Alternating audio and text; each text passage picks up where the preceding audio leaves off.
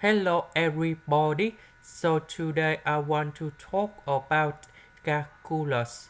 The topic that is about integration. So now I want to show you how to answer. We need to use about integration by substitution. So I will put about u equals to the square root of s. Later that we need to do first the derivative for the both sides, and we have the u equals to the s over number 2 with the square root of s.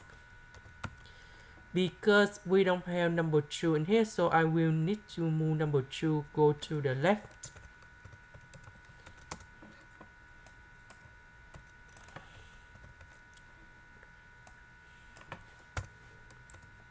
This one we change by this one. Next, we have the formula in here. The integration of 8 to the power of s ds. So for this one, we have like this. Now we have the formula in here.